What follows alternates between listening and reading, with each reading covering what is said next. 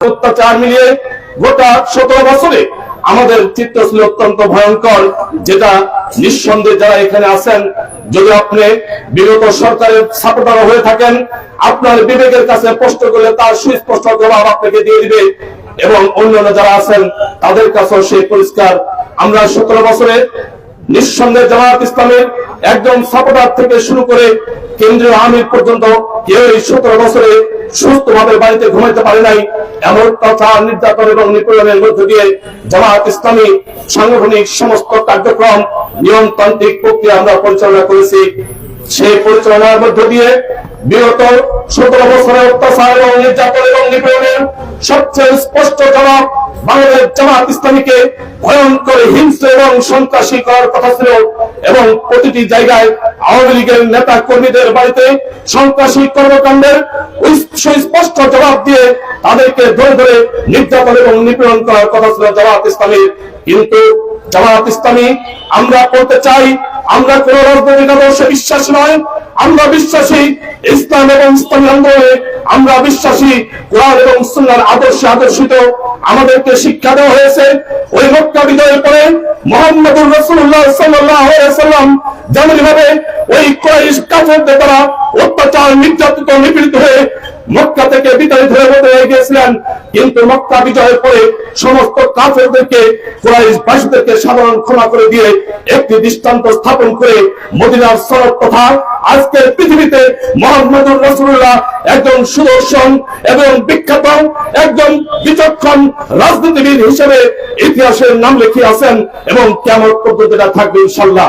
তার এই ধারাবাহিকতায় এই 5 তারিখের পরে বাংলাদেশ জামায়াত ইসলামীর আমির মানবতার ফেরিওয়ালা, যিনি স্পষ্ট ভাষায় বলেছেন বিগত 17 বছরের অত্যাচার, নির্যাতন এবং নিপীড়নের সুস্পষ্ট জবাব শুধু একটাই, সেটা হলো ফৌজদারি আইনে যারা দণ্ডিত হবে তাদের বিচার, আইনের প্রতি শ্রদ্ধা রেখে ওই দিকে তাকিয়ে থাকতে হবে। আইন হাতে উঠে নিয়ে কোন মানুষকে অত্যাচার, নির্যাতন, নিপীড়ন করে নিজে জালিমের খাতায় নাম লেখানোর কোন সুযোগ জামায়াত ইসলামীর প্রত্যন্ত অঞ্চল পর্যন্ত একজন কর্মীর জন্য নেই।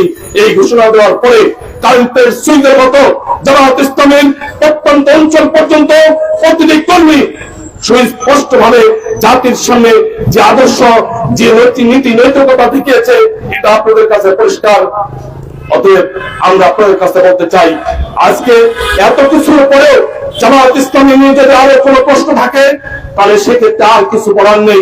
এবার আমি গোলমাটিবাসীর কাছে আবেদন করতে চাই, ও গোলমাটিবাসী, ও আমার গোড়াই গ্রামের প্রাণকেন্দ্রের অন্যতম একটি জায়গা যেখানে আমাকে ভাইস চেয়ারম্যান নির্বাচনে ব্যাপক ভোটে আপনারা নির্বাচিত করেছিলেন, সেই গোলমাটিতে আজকে দাঁড়িয়ে কথা বলছি।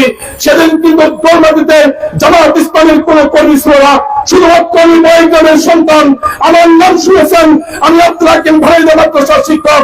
এরই ধারাবাহিকতায় আমাকে কিন্তু আপনারা উপজেলা পরিষদের অধ্যক্ষ ইকরাম আলম স্যারের সাথে আমি আব্দুল হাকিমকে ব্যাপক সংখ্যক ভোট দিয়ে নির্বাচিত করে বাংলাদেশে একটি নদী স্থাপন করার মতো পরিবেশ দিয়েছিলেন। সেই গোলমাটিবাসীর কাছে আজকে বিনয়ের সাথে আবেদন করছি, আসুন না জামায়াত ইসলামীকে দেখুন, জামায়াত ইসলামীকে বুঝুন, জামায়াত ইসলামের ইতিহাস সম্পর্কে জানুন, জামায়াত ইসলামী সম্পর্কে যত কথা শুনেছেন সমস্ত কথার আচরণের সুস্পষ্ট জবাব আমার প্রত্যন্ত অঞ্চল পর্যন্ত একজন কর্মীকে আপনার সামনে দাঁড়িয়ে দিব, যে একটি সিগারেট খাবে না, যে নেশা করবে না, যে বিভিন্ন জুয়া, ফল এবং বিভিন্ন অপসংস্কৃতির সঙ্গে জড়িত হবে না। আমরা জামায়াত ইসলামের প্রতিটি কর্মীকে এভাবে তৈরি করতে চাই, কারণ আমরা সুস্পষ্ট ভাষায় বলি,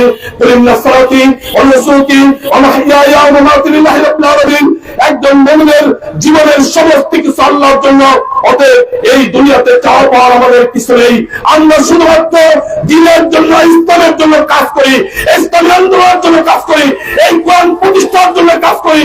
কোরআন যদি আমরা প্রতিষ্ঠার এই কাজে যদি বিজয় দেয় আলহামদুলিল্লাহ, বিজয় না দিয়ে আলহামদুলিল্লাহ, আমাদের জামায়াত ইসলামীর সমস্ত কর্মকাণ্ড আমরা জীবন বাজি রেখে পরিচালনা করে দেবো ইনশাআল্লাহ।